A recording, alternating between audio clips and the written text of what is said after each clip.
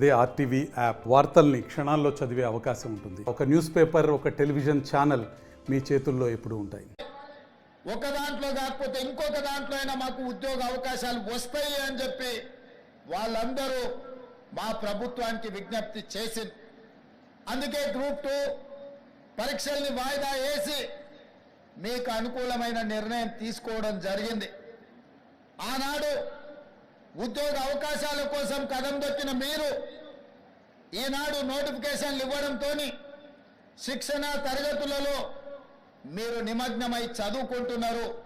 అందుకే ఈరోజు తెలంగాణలో నిరుద్యోగ యువకులు ఉత్సాహంతో ఈ ప్రభుత్వం మాకు ఉద్యోగాలు ఇస్తుందన్న ఆలోచనతోనే పరీక్షలకు తయారవుతున్నారు.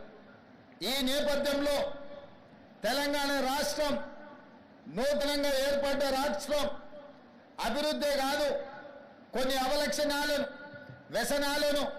వ్యసనాలకు బానిసలైన కొంతమంది వ్యక్తులు స్వార్థ ప్రయోజనం కోసం తెలంగాణలో డ్రగ్స్ కానీ గంజాయి కానీ సైబర్ క్రైమ్ నేరాలకు కొంతమంది పాల్పడుతున్నారు.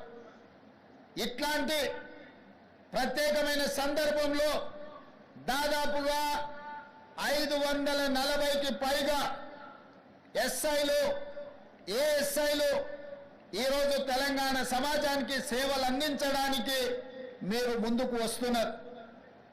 అందుకే ఈరోజు మీ పరేడ్ చూసిన ముఖ్యంగా పల్లి భాగ్యశ్రీ మీ పరేడ్ కమాండర్గా ఈరోజు ప్రదర్శించిన నైపుణ్యం మీ అందరిని చూసిన తర్వాత నాకు సంపూర్ణమైన విశ్వాసం కలిగింది. రేపటి నుండి మీరు తెలంగాణ రాష్ట్రంలో డ్రగ్స్ మీద, గంజాయి మీద, సైబర్ నేరాల మీద ఉక్కు పాదం మోపి తెలంగాణ రాష్ట్రంలో గంజాయికి డ్రగ్స్ కు స్థానం లేదు.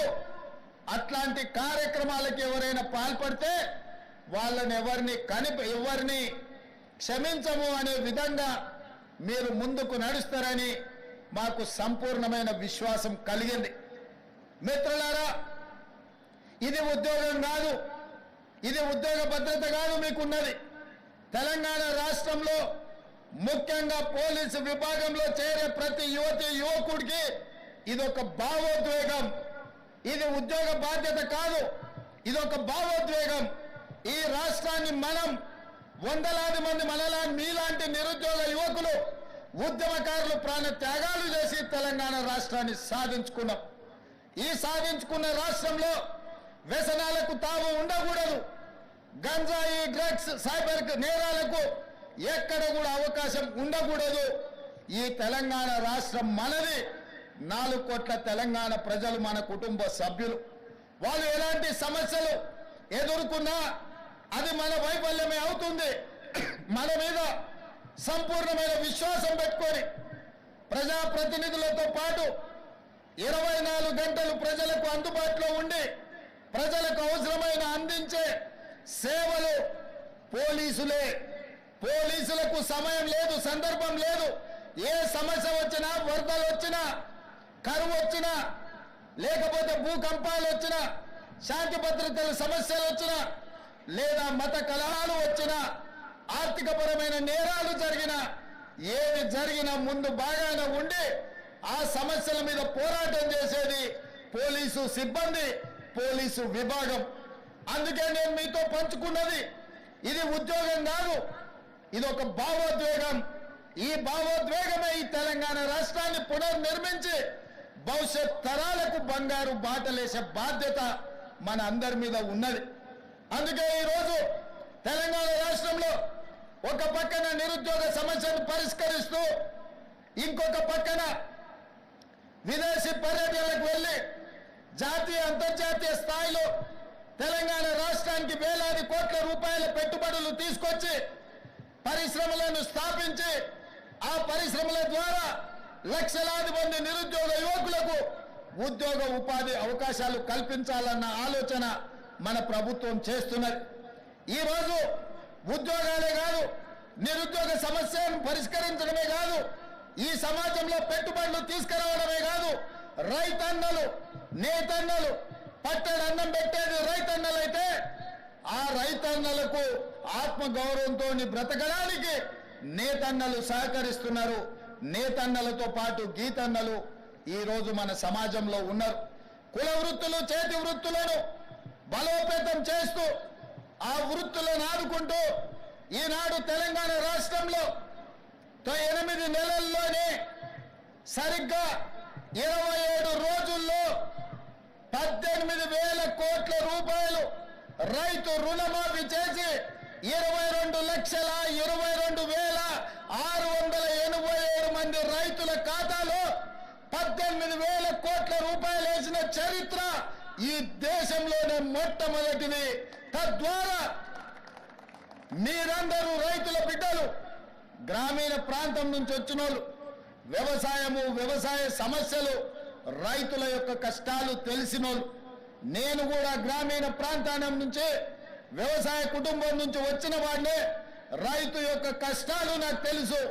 అందుకే 18,000 కోట్ల రూపాయలు కడుపు కట్టుకొని నిధులు సేకరించి 18,000 కోట్ల రూపాయలు ఈనాడు రైతుల ఖాతాలో వేసి రైతన్నల కళ్ళల్లో ఆనందం చూస్తున్నాం. వ్యవసాయం దండగ కాదు, వ్యవసాయం పండుగని నిరూపించి ఈనాడు తెలంగాణ రాష్ట్రంలో రైతుల ఆత్మగౌరవంతో తలెత్తుకునే విధంగా రాష్ట్ర ప్రభుత్వం నిర్ణయాలు తీసుకుంటున్నది.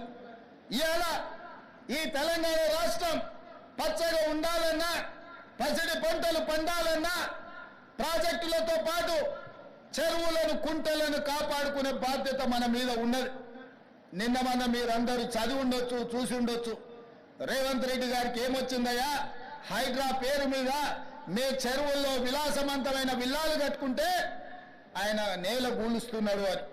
నేను ఒక్క మాట అడగదలుచుకునే వేదిక మీద నుంచి తెలంగాణ ప్రజల్ని, ముఖ్యంగా హైదరాబాద్ నగర వాసులని, 1908లో ఈ మహానగరం మీద వరదలు ఉప్పెనై కమ్మేస్తే వేలాది మంది ప్రాణాలు కోల్పోతే ఆనాటి నిజాం సర్కార్ మోక్షగుండం విశ్వేశ్వరయ్యను ఆర్కిటెక్ట్ గా నియమించి 100 కోట్ల రూపాయల నాడు ఖర్చు పెట్టి ఉస్మాన్ సాగర్, హిమాయత్ సాగర్ ను నిర్మించిండ్రు. అనంతగిరి కొండల నుంచి వచ్చే వరదల్ని నిలువరించిన నీళ్లను ఈ మహానగరానికి తాగునీటి వసతులుగా ఏర్పాటు చేసింది. ఒకనాడు ఎక్కడి నుంచి హైదరాబాద్ నగరానికి తాగునీళ్ళు వచ్చేది కాదు. ఉస్మాన్ సాగర్, హిమాయత్ సాగర్ నుంచే లక్షలాది మంది హైదరాబాద్ బిడ్డలకు తాగడానికి నీళ్లు ఇచ్చారు.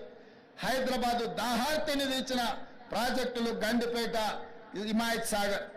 ఇలాంటి ప్రాజెక్టుల చుట్టూతా బాగా సంపాదించుకున్న వాళ్ళు, ఆగర్భ శ్రీమంతులు ఫామ్ హౌజులు కట్టుకున్నారు. వాళ్ళు ఫామ్ హౌజులు కట్టుకుంటే మనకు అభ్యంతరం లేదు, వాళ్ళు సంతోషంగా ఉండడమే మనకు కావాల్సింది. కానీ ఆ ఫామ్ హౌజులలో ఉన్న డ్రైనేజ్ కనెక్షన్ లేదు. వాళ్ళ డ్రైనేజ్ తీసుకొచ్చి గండిపేట నీళ్ళలో కలిపిండ్రు. వాళ్ళు వాడిన డ్రైనేజ్ నీళ్లు గండిపేట నీళ్ళలో కలిస్తే ఆ నీళ్లు తాగడానికి నగరానికి ఇస్తున్నాం.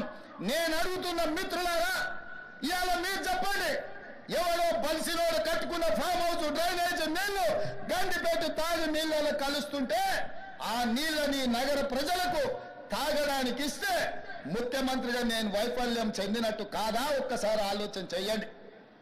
భవిష్యత్ తరాలకు అందించాల్సిన బాధ్యత చెరువులు, కుంటలు, నాలాలను ఎవడెవడో ఆక్రమించుకుంటే వాళ్ళ ఆక్రమణలో చెరబడితే ఇవాళ నగరం మీద ఉప్పెనై వరదలు వస్తున్నాయి.